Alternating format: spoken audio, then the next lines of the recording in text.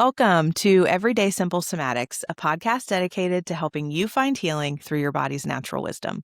I'm Dr. Christine Baker, and I'll be your host. So we are continuing our journey on a somatically informed view of the Enneagram, and today we are talking about number 3. And even as I say that, I feel my stomach do a somersault because I would identify most with Enneagram 3.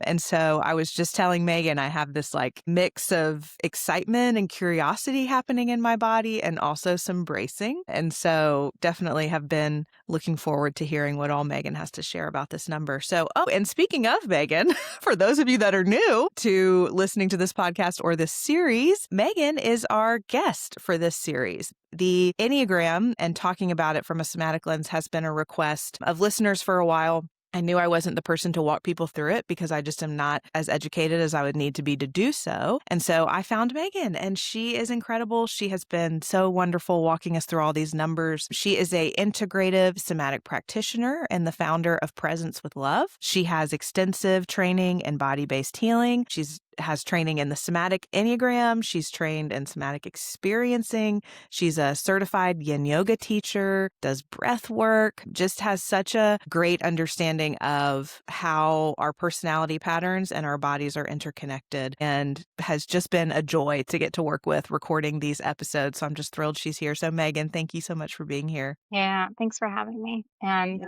also appreciating the tenderness and vulnerability of when we start turning toward our own patterns, even if we've been doing the work for a while, can bring up a lot. So thanks for being open to doing this with me.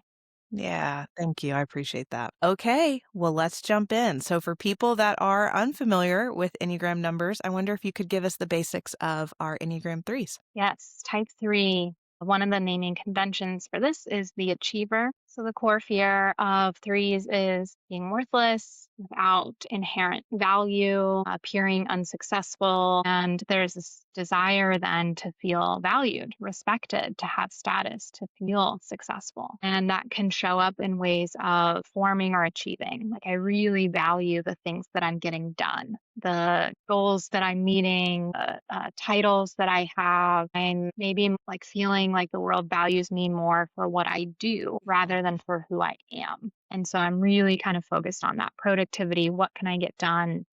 And how can I do it really efficiently? And emotions kind of get in the way of that. I don't want to fail and can have a sense of what kind of competition, workaholic kind of nature. Yeah, I'd say that's pretty accurate.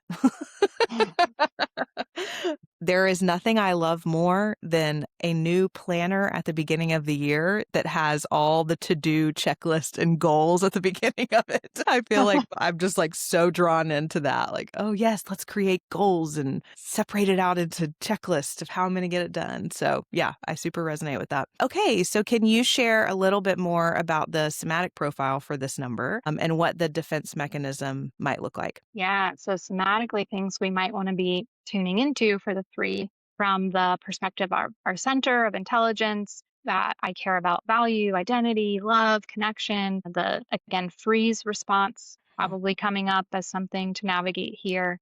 And the emotion of grief. So 2s are repressing, 3s are denying, just like doesn't register that grief could even be here. So noticing how that might be showing up in the body, looking at the Hornegian triad or the stances, my social style and energy, how I'm getting my needs met. Like the 8, the 3 is in that assertive stance. So I know what I want, I know what I need, I'm going to go toward it, I'm going after it. If you're in my way, like I might go against you.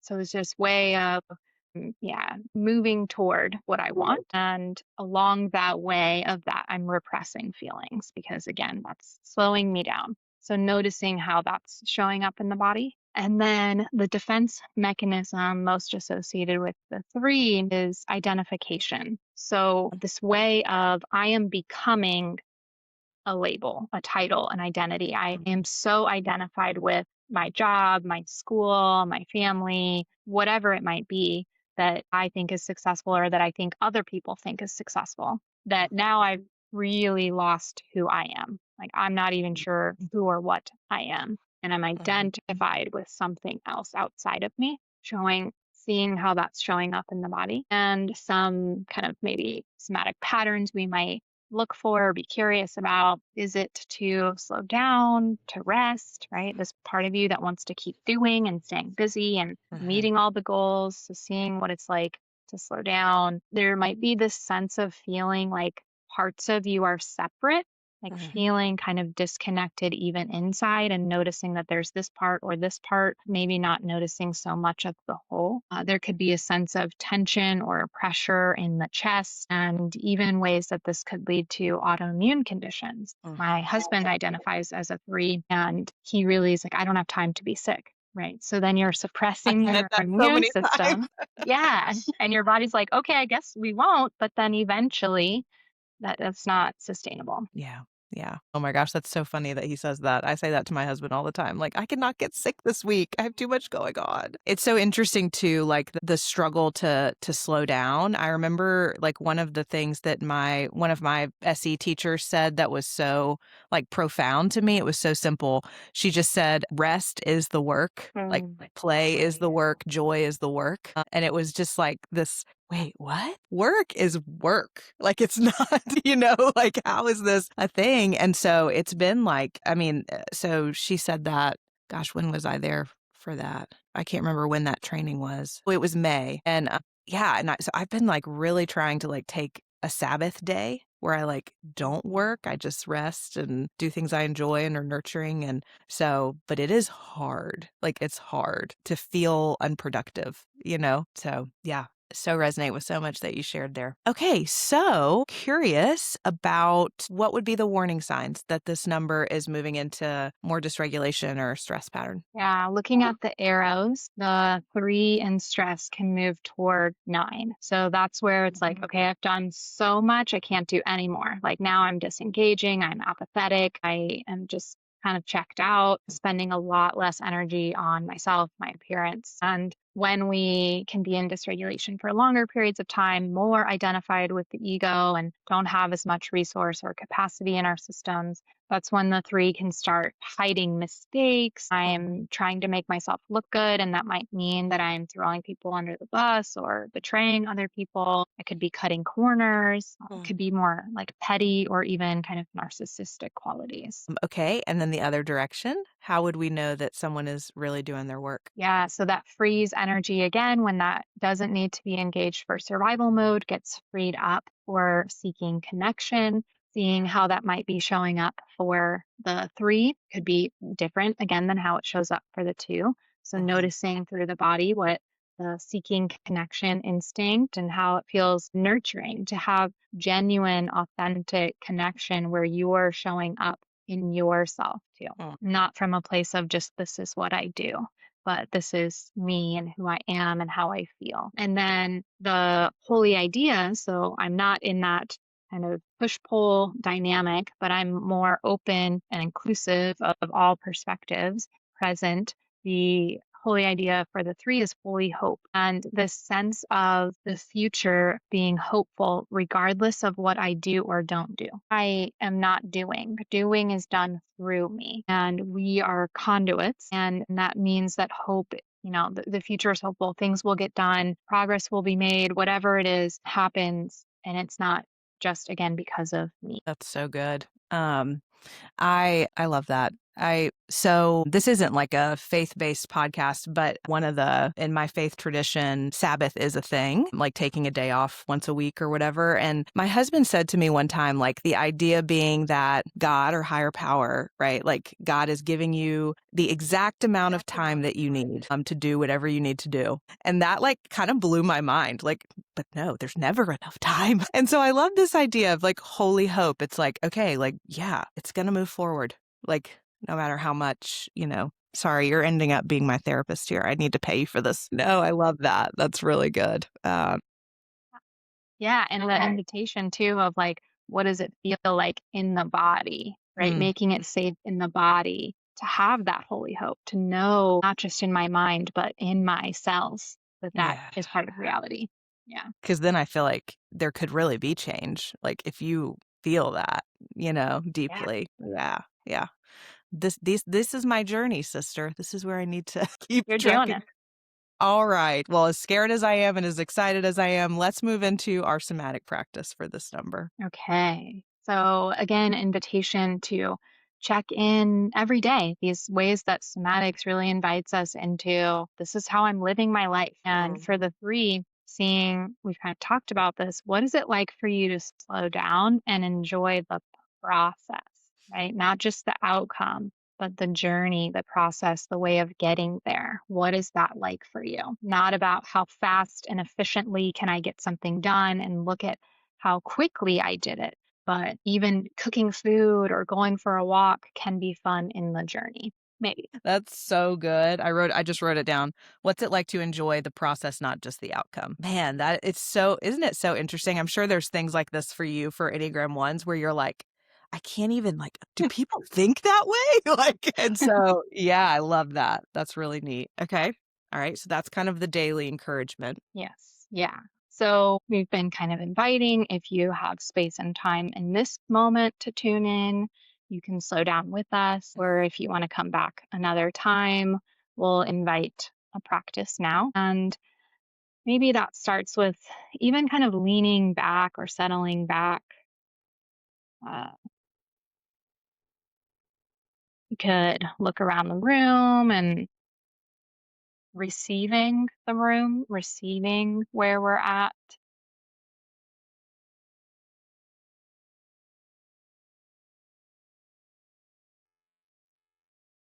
If you want to close your eyes, you can, if that feels okay.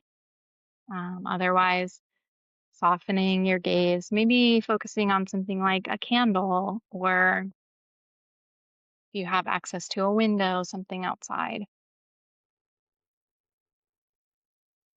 And maybe seeing if you could even lengthen your exhale just a tiny bit.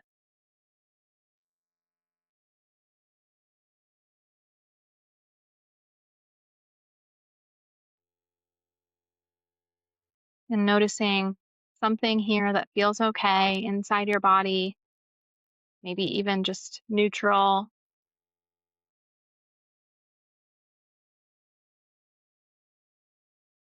letting your body have awareness that in this moment, right now, it's okay.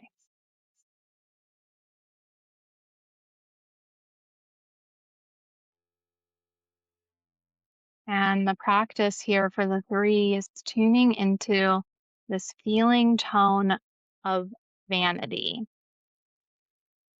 a way you might desert your own heart to support identifying with some image, some sense of your doing as value, and noticing what that feels like.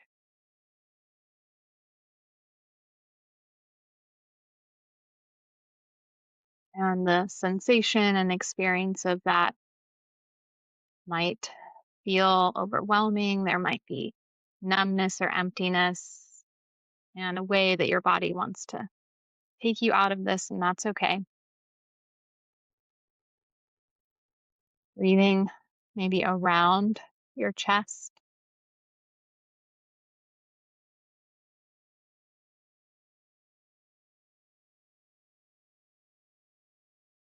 and coming back to resource anytime you need it.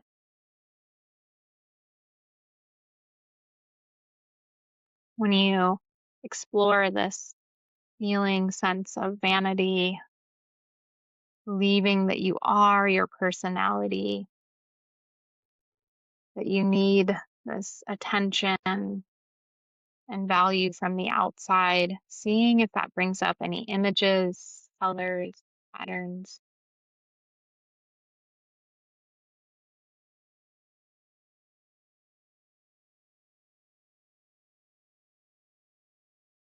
and remembering you're still breathing in and out.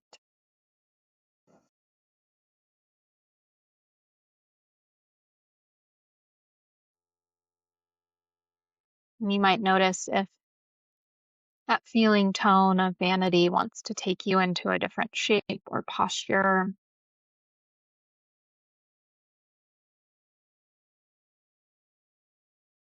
what impulses or instincts might be there for movement. And maybe you follow those, or maybe you just notice that they're there.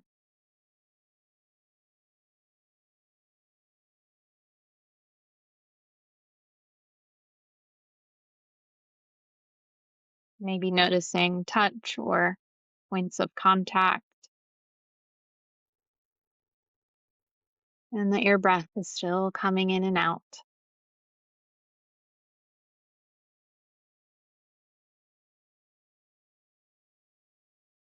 And as you notice that sense of vanity, the ways that you might disconnect from your own heart, are there other emotions there?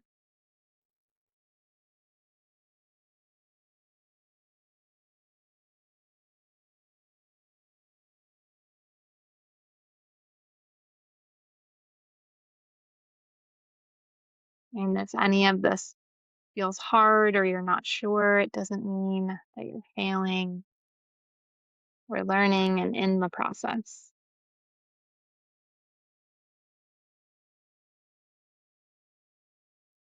Noticing any thoughts that might be coming up,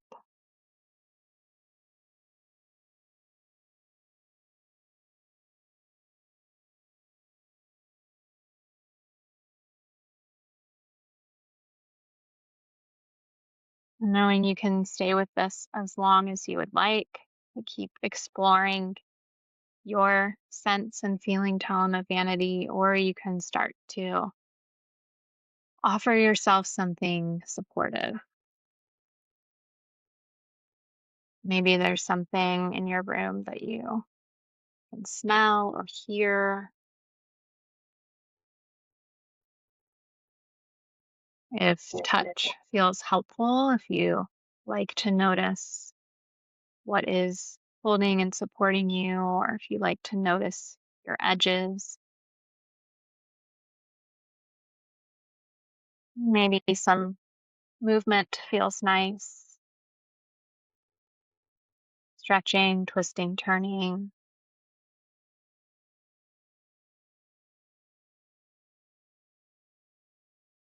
and taking time here for anything else that would feel supportive for you to come back a little more into this moment.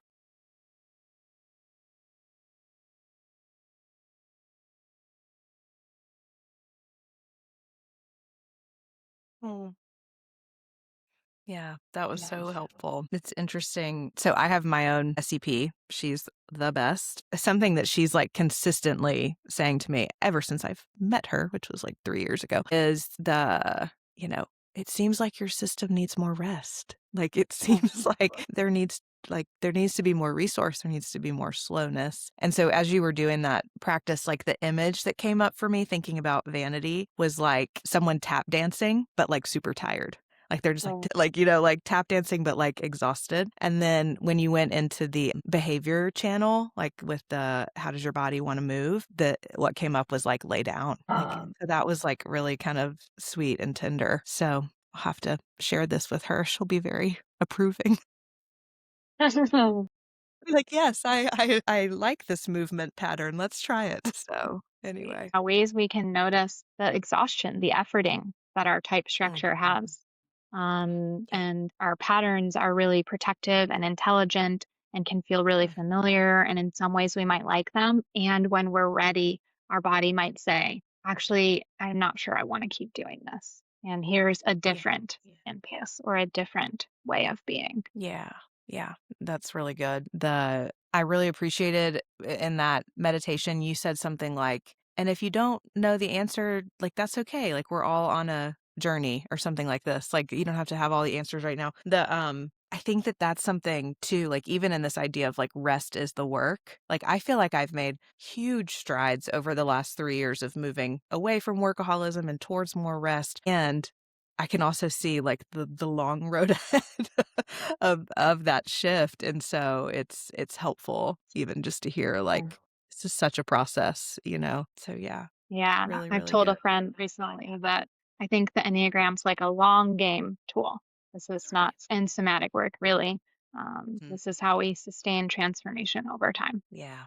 Yeah, I love that. Okay. So in closing, if you could give all of us Enneagram 3s one piece of wisdom about our healing journey, what would that be? Yeah. And I think your body has already intuitively tapped into that wisdom and knowing of it can be painful to acknowledge to our ego. It can suck, but I need to slow down and rest. And there's wisdom in that. Thank you, Meagan. And thank you for your gentleness and support in this episode to me. And I know that as people listen to their own numbers, they're going to feel that same gentleness and support. So thank you so much. So let's take a second for anyone who notices that gentleness and support and would like to work with you. Tell us what you offer. How could people work with you? Yeah, you can find me at presencewithlove.com or on Instagram at Meagan Connley. If you've listened to these and you're still not really sure about your Enneagram type, or you want to know a lot more about the foundations of the tool and the framework, there's an introductory foundations and typing program that I offer that all the listeners of this podcast will get a discount on.